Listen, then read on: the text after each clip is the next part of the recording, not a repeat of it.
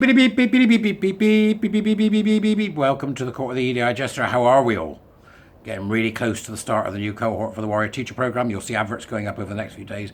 We want to fill our last couple of places. So we've got some space left if you want to come, act quickly. Other than that, buy me coffee, Substack, usual stuff, right? Or in the Dupris. We're going to America. We're going to America. Right, so... Oh, say, can you see? To my American Jesterites, followers and warrior teachers, I salute thee. Right, so we're going to America, the land of the free, but to an organisation which has a website called CatholicVote.org. So we're in the realm of the religious here. But they've got a very interesting article from a guy called Ken Walter. Oh, sorry, no. Oh, do you know, actually, that's the picture. That doesn't say who wrote the article. How peculiar. Anyway. I thought it was interesting, so I'm bringing it to you. We like to see different perspectives on this, and it's important that we listen to different people and to get those perspectives so we can scan the landscape to find threads for collaboration in ending this gender identity, queer theory, critical race theory, all the social justice wibble. So it's very important that we scan the horizon, and what we're going to do today is scan the horizon from an American Catholic point of view. Don't you just love the internet? Years ago, I'd have had to go miles to hunt down stuff like this. Now it's at my fingertips. Isn't modern life fantastic? Okay, so social contagion, the trans kids wave. Interesting title, let alone anything else, isn't it? The social contagion, the trans kids wave. There has been a massive spike in transgenderism, non-binary identification, and money for big pharma in recent years, a trend that experts attribute to social contagion. This year, a report showed that 38% of the students at Brown University do not identify as straight. In New Jersey, there has been a 4,000% increase in students that identify as non-binary. Why are the young so bloody gullible? Somebody answer that question. You know, years ago when I was younger, it was right. I want to go and do X so I can do X so I can do X. I'm going to stick that part away in terms of my money. I'm going to get drunk on that lot. We'll, have an odd joint on that one. We're going to do that with that money. Right, now next I need to do X so I can become X. Now I'm going to need to, I know it's really hard to do that. I know it's really hard. There's no reason not to do it. Go study programming. Go study STEM, Why are 18-year-olds so gullible? Answer that question, we might be able to ask why people in their 40s are so gullible and people in their 30s are so gullible. 4,000% increase in students that identify as non-binary. Every student that identifies non-binary should be out the university. I don't get it. Okay, you're not well, off you go. Till you get better. What do you mean I'm not well? Well, you believe a fantasy. Go away. Right? An absolute fantasy, a dehumanizing fantasy. That's the interesting thing, isn't it? They talk about being dehumanized.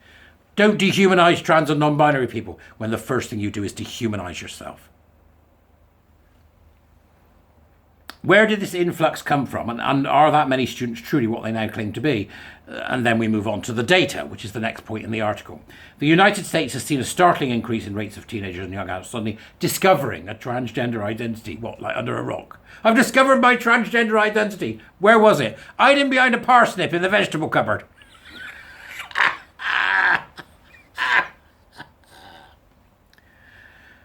Social scientists, who caused this crap in the first place, and researchers agree that the number has skyrocketed in the last 10 years, and they all give varying accounts of this increase.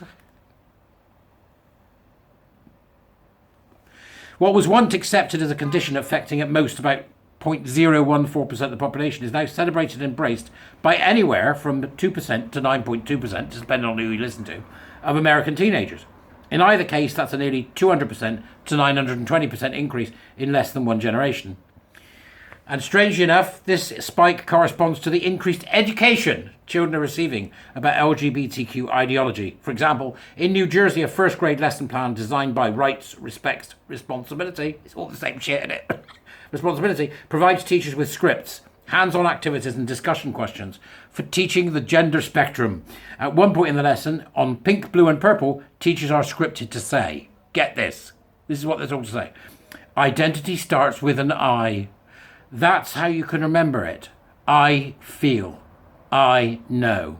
Gender identity is that feeling of knowing your gender.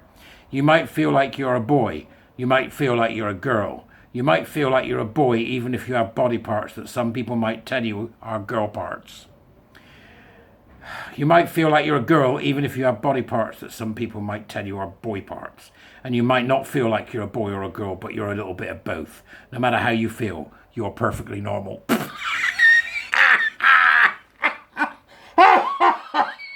That last line's a killer. And I imagine the students sitting there, the ones that have got obviously sense and good parents, and the ones that are obviously clever despite bad parents, or will go, what's this? What is this rubbish? What is this nonsense? But the ones that have got good parents who have decided that they're insane, that they're bisexual, what is it? Bigender? No, it's non-binary or trans. Who've got good parents. Well, we'll sit there going, see, I knew my parents were wrong. The wedge between parents and children. I think that paragraph is really interesting in that if you say it in different voices, it sounds different, right? So imagine it being done by some whispering, larping bloke talking to a 14-year-old in the park, Listen, identity starts with an I. That's how you can remember it, right? I feel, I know. Gender identity is that feeling of knowing your gender. You might feel like you're a boy. You might feel like you're a girl. You might feel like you're a boy, even and so on until you get to, no matter how you feel, you're perfectly normal. Want some sweeties? It doesn't matter, does it? It's just rubbish. And this stuff's being peddled in schools. I've said before about the danger of using outside and external agencies. It was interesting to see in the last few days, there's an organisation called Head Teacher Chat, who some of you might wish to ask questions of directly, because they seem to be good people who are providing information to head teachers and teachers online, who have obviously got a very large database of many teachers and head teachers who you might want to tweet and ask some questions about to see if they can find out from these head teachers how many of them are following the fold. Very interesting. So they put up one saying, does anybody know a good EDI provider? Well, of course, people said, don't do this. Do not get in external bodies. Lo and behold, a few hours later, the tweet was deleted, along with the thread. Deleted, along with the thread.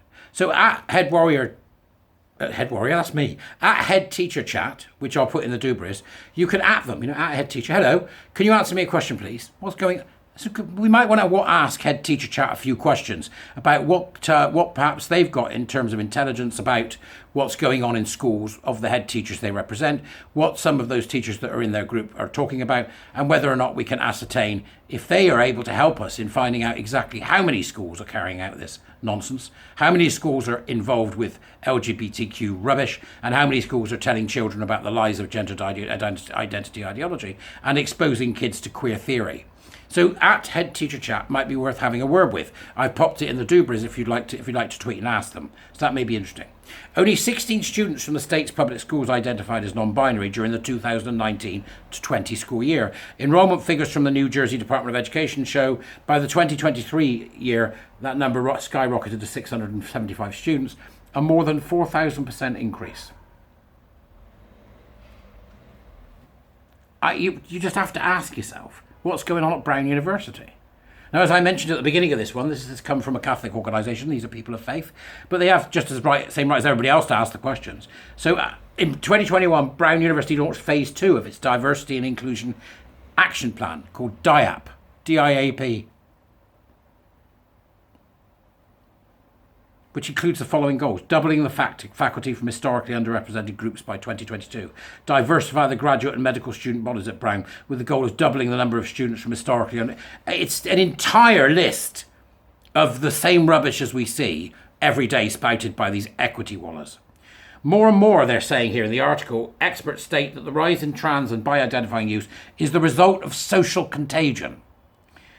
Essentially peer pressure and the suggestive power of the propaganda, the likes of which I've just read out to you from that particular resource. Abigail Schreier documented this phenomena in her 2021 book bestseller, Irreversible Damage, which chronicles the rise of trans radicalisation in groups of young girls. As Schreier noted in a 2021 interview with Beverly Hallberg, if the role of the rise in children coming out as trans was purely because of a result of more accepting society, allowing the previously undetected masses of trans people the freedom to come out. We would also expect to see 40, 50 and 60-year-olds coming out, but that has not been the case. Well, there's an element of slight error in that we have seen 40, 50 and 60-year-olds coming out. It's just that they're all men and they're all fetishists and paraphiliacs or AGPs. Children aren't coming out because they are trans, Schreier argues. They are identifying in trans in response to social suggestion in order to gain acceptance. Medical professionals, teachers and school counsellors, aided and abetted by pro-trans politicians and activists, offer vulnerable children care and acceptance. In a world where many children come from broken or single-parent homes, that acceptance is seductive. It then goes on to discuss work by political scientist Eric Kaufman, political scientist Eric Kaufman, who I had the pleasure of speaking to once, a very intelligent man. I urge you to go and read the whole article, but what I think is particularly interesting is that it comes from a Catholic perspective. They're asking the same questions. You go to the right, they're asking the same questions. You go to the sensible left, they're asking the same questions. They're making the same statements. Make no bones about it, that this Western phenomena, which is what it is now, is growing. It's not shrinking, it's growing. Now, the evidence against all of it is also growing.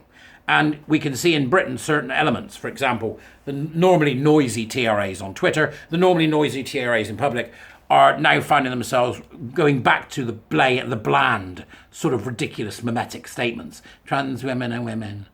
Human rights, trans rights are human rights. They're being reduced back to their original ridiculous statements, using these platitudes in order to try and signal fealty to anybody that's still left on the battlefield. So in that respect, I think we're seeing movement, and that we've got in the public square, the fully open public square, they're being very easily wounded now as the facts pile up against them, and all they're left with is their daft assertions. Make no bones about it, that might feel like things are changing, and I'm afraid I'm cynical on this one. It is a sign that things are changing, but only at a very, very simple level. The universities, the public sector, they are still captured. They are still captured, and we still need to be changing people's minds one person at a time. Don't let up on the work people. We're doing fantastic stuff. Don't fall for their nonsense, because, don't fight the culture war. That's the culture war that we're winning. And we've got a number of wins. We can list them, can't we? So we're doing very well. Have a look at this article from the Catholic Vote. I think it's fascinating. I think it's also a well-measured piece asking for consideration of exactly what is happening with the social contagion of trans. Thank you for listening. Please do buy me a coffee, do the usual, become a warrior teacher. Other than that, go away. I need lunch. Ta-ra!